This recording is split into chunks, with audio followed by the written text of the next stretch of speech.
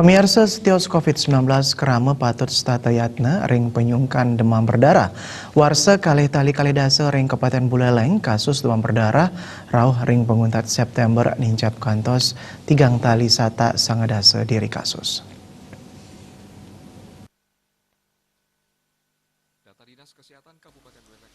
Nganutin data Dinas Kesehatan Kabupaten Buleleng rauh ring panguntat September kasus DB kantos tigang tali satak sangang da sediri kasus sane akehan pasien lanang antuk wilangan siu 700 sangang da 6 kasus pasien istri akeh nyane siu sama sangang da 4 kasus pinih ageng wenten ring bulan Maret lintang antuk wilangan 700 kali da kasus bulan April kasus nyane telung ngatak ulung da kasus bulan Mei akeh nyane sama sangang da 4 kasus demam berdarah ring warsa kali-tali kali da puniki jantan incap sakewanten nenten ageng sekadi petang warsa sadurung nyane kantos petang tali langkungan ngawit bulan Agustus kantos September wenten penedunan kasus DB ya diasun ngarepin pandemi COVID-19 angganing tenaga medis tata mau payeng ngicenin ayah-ayahan sane becik majeng pasien DB. Pandemi ini kita juga ada kasus-kasus DB.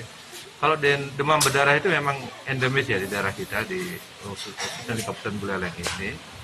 Biasanya ledakannya itu antara 4 sampai 5 tahun.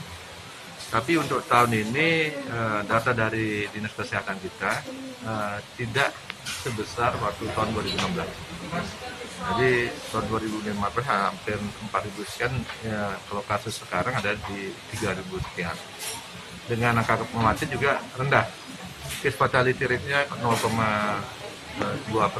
Ini rendah sekali dari. Jadi angka kematian memang ada 7, dibandingkan dengan 4 tahun yang lalu memang agak tinggi. Dan langkah-langkah yang sudah dilakukan oleh teman-teman kami khususnya di lapangan adalah tetap melaksanakan yang namanya itu PSN, pemberantasan sarang nyamuk dengan masukkan 3M. Antuk panglimbakan kasus DB puniki, pemerintah daerah metu eling Majang Kramo mang destata mau paye ngemargiang 3M. Komang Yuda, Bali TV.